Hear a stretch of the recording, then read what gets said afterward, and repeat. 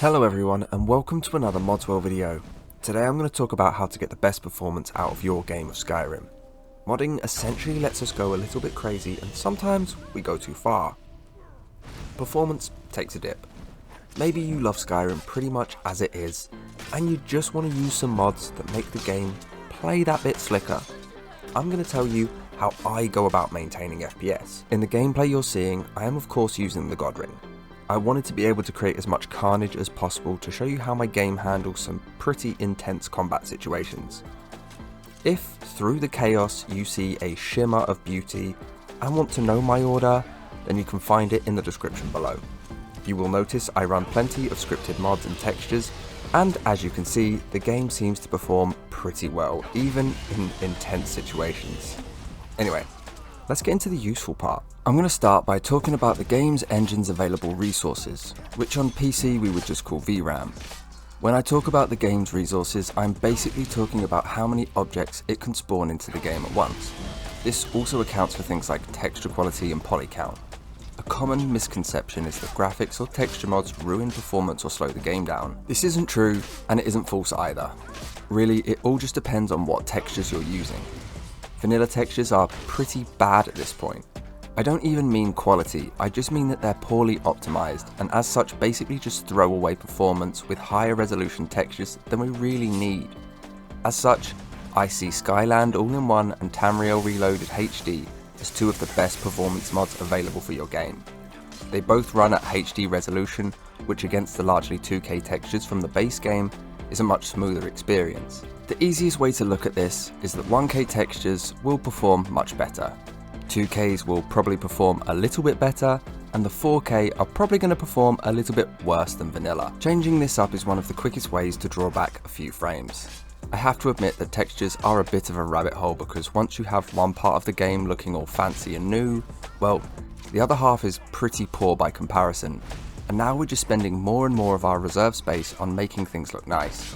I would rather spend it on making the game have more features, but the performance uplift here is notable in a working load order. And I mean a working load order.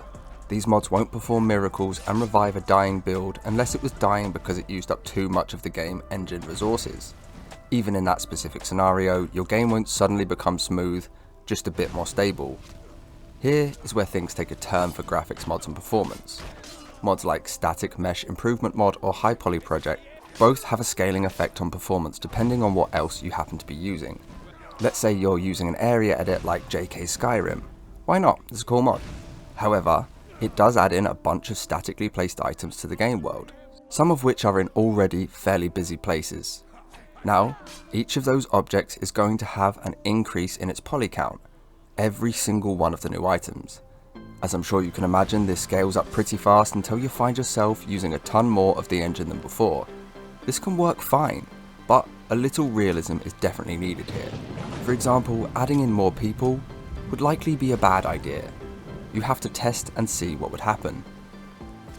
When all my textures are in place and I know the game can run fairly smoothly, I now think about what kind of order I want to make. Gather up a list of mods that fit inside that type of build. Let's say for example I wanted to run a super immersive load order.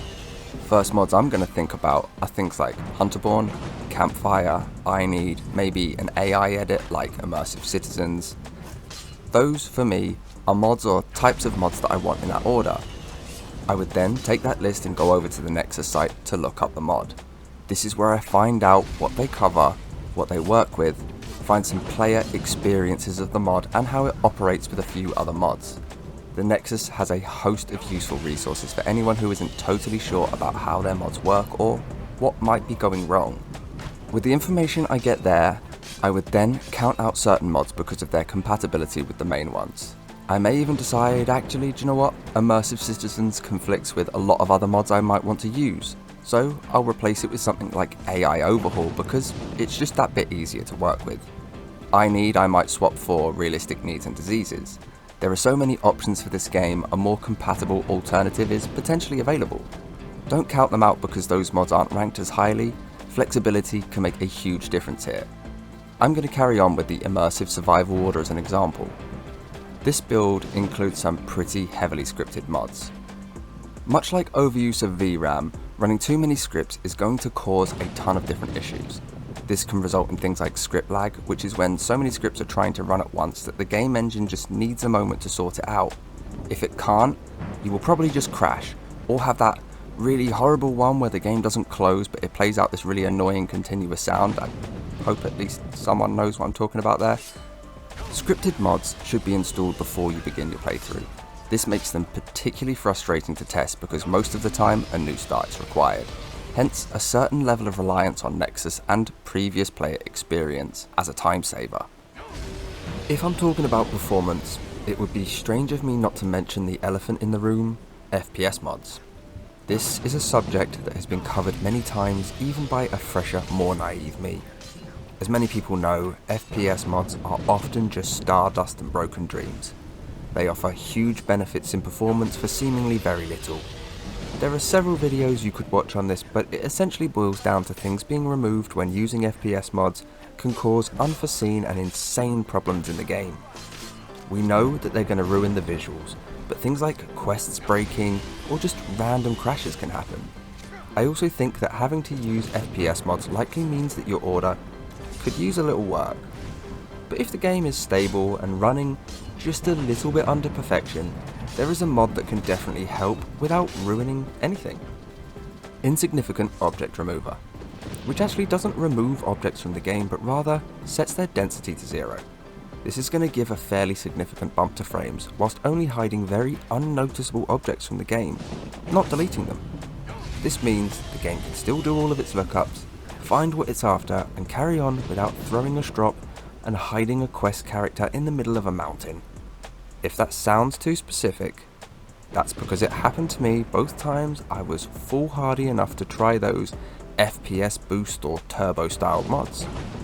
It's not like I'm bitter or anything.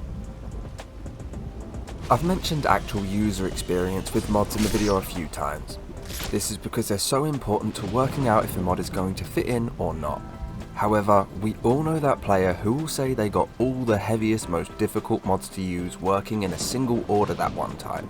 It was apparently 60 FPS and nearly all 4K. I think we all know that player. They are going to make it harder sometimes to find the actual answers you're after. With that in mind, I highly suggest coming and joining the Discord server, where you can find myself and a host of incredibly knowledgeable players. Plenty of people to share user experience and give help on mods. If you don't want to do that, however, I can also be found in the comments section where I'm happy to help as best I can. If this video has been helpful, I would really appreciate those likes, comments, and of course subscriptions. They really help me get my work out further with YouTube's algorithm. And thank you for watching to the end. I hope to see you in the next one.